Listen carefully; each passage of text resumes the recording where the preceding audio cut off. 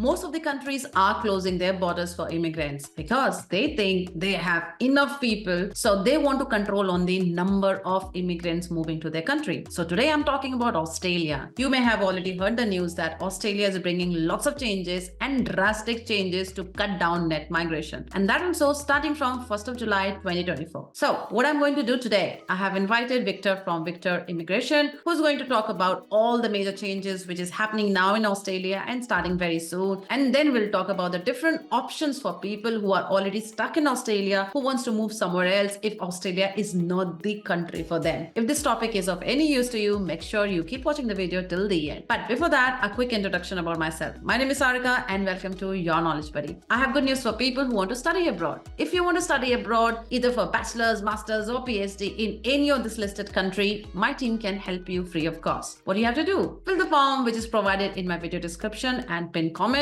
and my team will reach out to you soon. So without any further delay, let's get started with today's video by inviting Victor. Hi Victor, welcome again to Your Knowledge Buddy. And if you don't mind, can you please introduce yourself once again to my audience? Thank you very much, Sarica. Again, it's a pleasure to be here. And today we're going to talk about Australia and being a migration agent of Australia and with more than a decade of experience. So today I'm going to share my knowledge and my opinion about what's happening in Australia. Is Australia really shutting down their doors for the migrants? So Victor, what's happening? I had been reading a lot of news and a lot of comments from people who are already there. They're saying, Australia is not open now for anyone. It's kind of closing down, closing borders, making drastic changes to their immigration rules. So what's happening? Can you just talk about what are the major changes that you are aware which is happening now in Australia? So Sarika, there is a very, very huge decision which Australian government has taken, and that shows that Australia is not as friendly for migrants as it used to be. So the drastic change which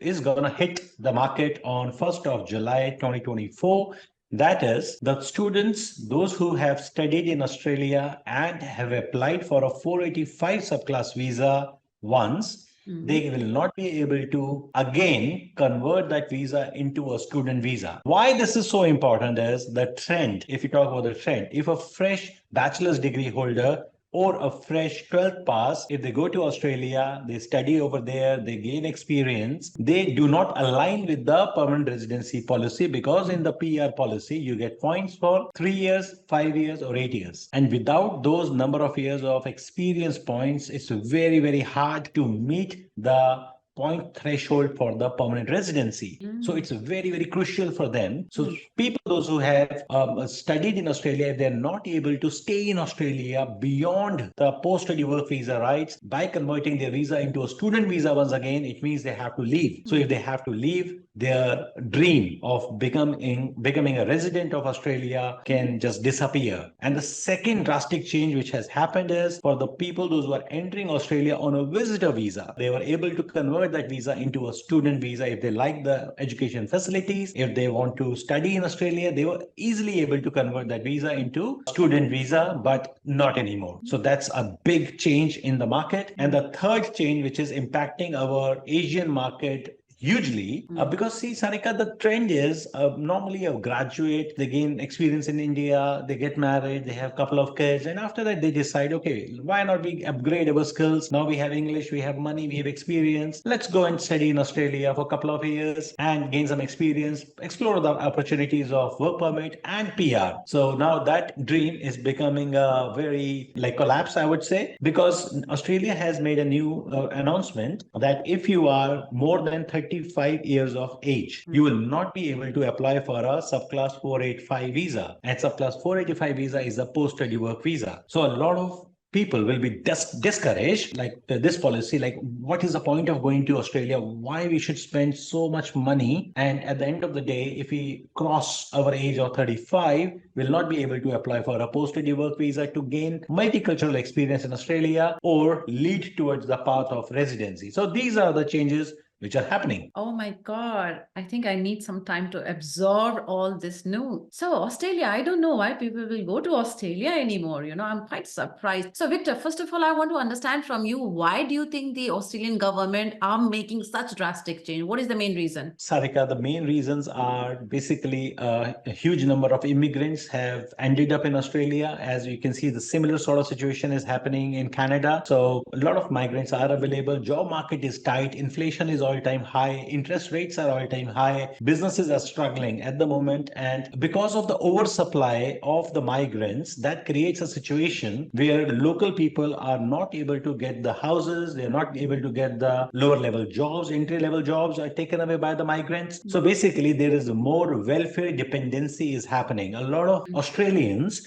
are waiting for the houses. They're not getting into a house. They're living in tents. If we talk about the real ground story of Australia, this is happening. So government had to take some strong steps, and these are a part of that. And another trend which we have seen in so many years is a lot of students, they take admission into small colleges where they do not even go and attend the classes. So they were taking that admission just to stay in the country. They were again and again applying for the student visa. So just to cut that practice, they have been doing, now the Australia is doing this. And the other thing was that a lot of like visitor visa holders, they were explaining to the government or the immigration department when they're entering Australia, they have a very clear intention of just visiting temporarily. But if immigration officer is not putting a condition on their visa, no further stay, then they were coming to Australia and they were applying for a student visa, because there is a criteria called GTE, genuine temporary entrant.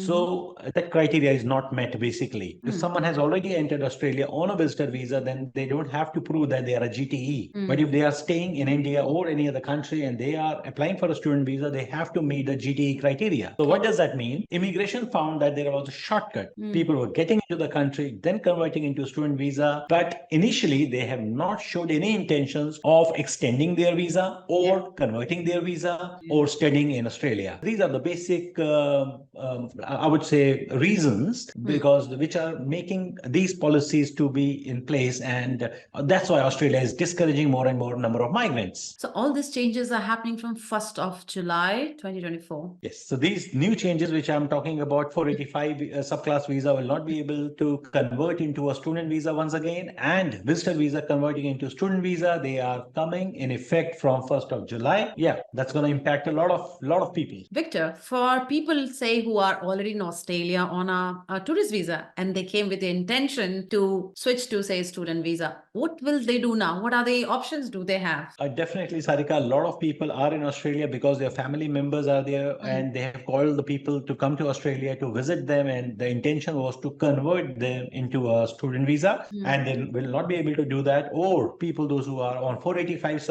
subclass visa, if they are not able to explore the opportunities of going towards 482 subclass, which is an employer sponsored visa.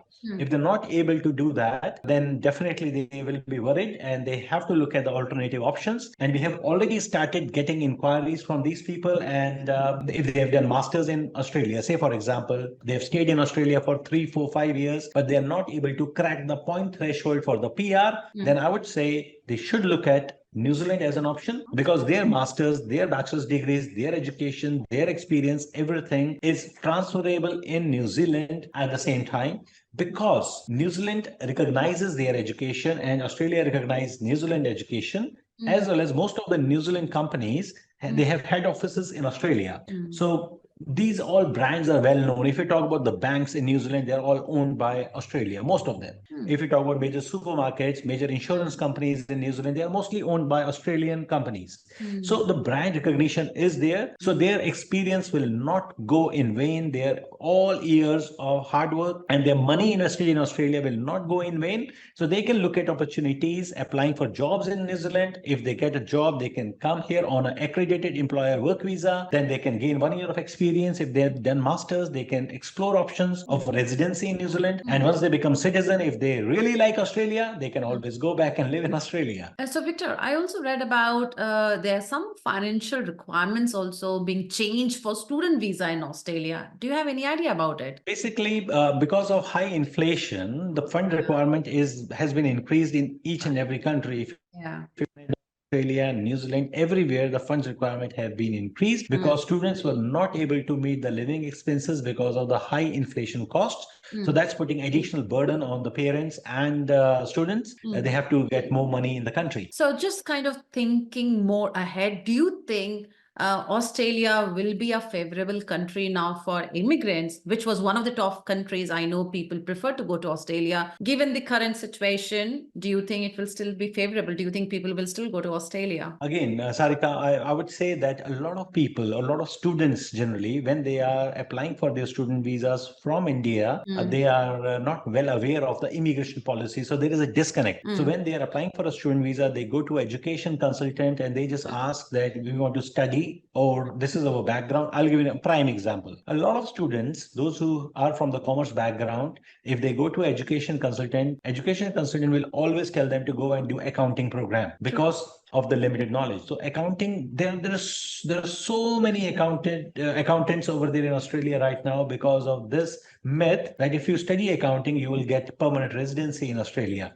So it's not only about knowing the study pathways, it's always a good idea to do reverse engineering and to ask the right questions about the job market, PR policy, and again, the location is very important, which location to choose from. A lot of people, they end up going to a location where there are no jobs, nothing, and agriculture is the industry, only primary industry is agriculture in that region, but they are doing IT. So it all depends which location they are choosing, which program they are picking, and do they really understand the English requirements? Like if they want to even apply for a work permit, they have to have 6 band each. If they want to apply for the permanent residency, they have to have 7 each or 8 each to get the bonus points to be eligible for the residency pathway. So it's not only about just choosing a program, going to the country and then falling in love with the country and saying, I want the PR. And then you realize, oh, I didn't do the homework properly. I didn't understand the policy from the day one. So what I'm taking from this video, of course, lots of messages I'm taking from this video, but one of the things which I have also understood, which you said is important because most of the students who plan to do their masters, as you know, they may be more than 35 years of age. So if you are 35 years of age, if you plan to do masters,